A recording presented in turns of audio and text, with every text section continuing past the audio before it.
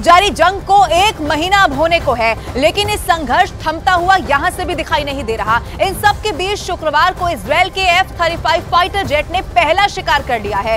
Israel के F-35 fighter jet ने दुश्मन के क्रूज मिसाइल को मार गिराया।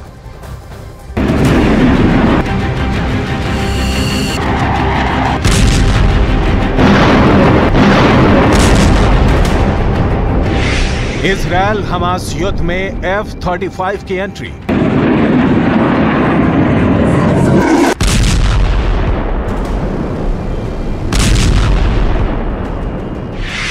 एशिया में पहली बार एक्शन में F-35 फाइटर। स्वेज नहर में अमेरिका ने तैनात किया परमाणु पनडुब्बी।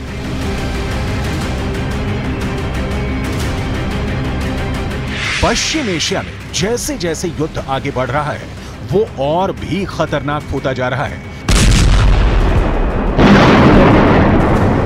अब इस युद्ध में दुनिया के सबसे एडवांस हथियारों का इस्तेमाल शुरू हो चुका है। इजरायल की सेना का दावा है कि उसने यमन से दागी गई क्रूज मिसाइल को हवा में तबाह कर दिया, जिसका वीडियो इजरायल डिफेंस फोर्स ने सोशल मीडिया प्लेटफॉर्म एक्स पर साझा किया। वीडियो में क्रूज मिसाइल को आदिर फॉर्मेशन से F-35I पीछा करते हुए दिखाया गया। वीडियो को पोस्ट करते हुए इजरायली डिफेंस फोर्स ने कहा कि दक्षिण पूर्व से इजरायली हवाई क्षेत्र की ओर लॉन्च किए गए एक क्रूज मिसाइल को F-35I फाइटर प्लेन ने सफलतापूर्वक रोक दिया है। इजरायल की सेना का दावा है कि यमन से दागी गई क्रूज मिसाइल को एरो एरियल डिफेंस सिस्टम ने डिटेक्ट किया, जिसके बाद इजरायल की वायुसेना एक्शन में आई। उसने 5वीं पीढ़ी के लड़ाकू जहाज F-35I के जरिए इस क्रूज विमान को हवा में ही मार गिराया।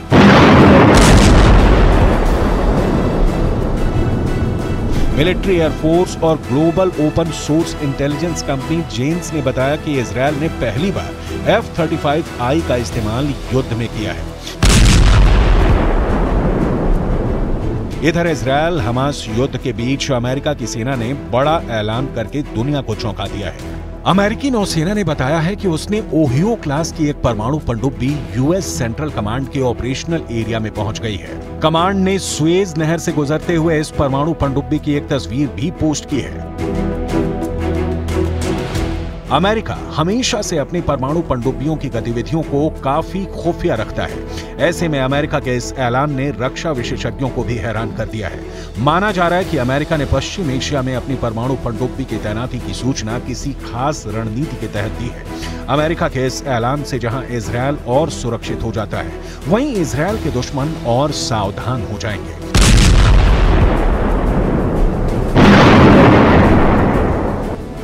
इस बीच न्यूयॉर्क टाइम्स की रिपोर्ट के अनुसार CIA chief William Burns Israel पहुंच चुके हैं। उम्मीद है कि बर्न्स हमास के खिलाफ लड़ाई जारी रखने और बंधक लोगों के मुद्दे पर बातचीत करेंगे। विलियम बर्न्स को पश्चिम एशिया का अच्छा खासा अनुभव है। वो काफी समय तक इस इलाके में काम कर चुके हैं। अमेरिका ने पहले ही इजरायल की खुले तौर पर सहायता का ऐलान किया हुआ है। ऐसे में अमेरिकी खुफिया एजेंसी के चीफ की इजरायल यात्रा ने हमास के खिलाफ युद्ध को और ज्यादा तेज होने के संकेत दिए हैं।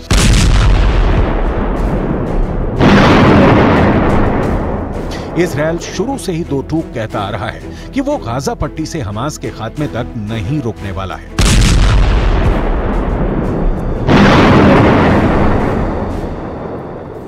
इजरायल के स्टेरोड शहर पर एंट्री पॉइंट पर ही बॉम्ब शेल्टर्स की शुरुआत हो जाती है।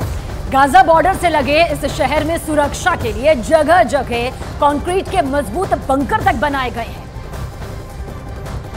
बॉम्ब शेल्टर की राजधानी के तौर पे स्थापित स्टेरोड शहर के एंट्री पॉइंट पे है, जो कि गाजा से नजदीक का एंट्री पॉइंट है। और जब आप एस्केलॉन से आते हैं तो ये एंट्री पॉइंट पड़ता है। पीछे आप देख सकते हैं स्टेरोड, और स्टेरोड के एंट्री पॉइंट पे पहुंचने से पहले ही आपको ये एहसास होने लगेगा कि ये शहर कुछ अलग है। बॉम्ब शेल्टर आपको यहीं से देखने को मिल जाएंगे। ये देखिए, एक बॉम्ब शेल्टर आपको दिख रहा है जहां मीडिया के लोग खड़े हैं, पुलिस के जवान खड़े हैं। दूसरा बॉम्ब शेल्टर आपको यहाँ दिखने को मिलेगा सामने में, देखिए ये सड़क के बगल में जहाँ मीडिया के लोग खड़े हैं। और उसके आगे भी एक और बॉम्ब शेल्टर है, वो भी कैमरे की नज़र से हम आपको दिखाने की कोशिश करते हैं। ये कुल 4 बॉम्ब शेल्टर हमें यहां देखने को मिलते हैं। इधर करम आ जाइए, ये सामने में देखिए, सामने में तीसरा बॉम्ब शेल्टर जो सफेद सामने में करम आपको जो दिखा रहे इस वक्त कैमरे पे दिख रहा है, और चौथा बॉम्ब शेल्टर करम सिंह के पीछे है, करम जी के पीछे है।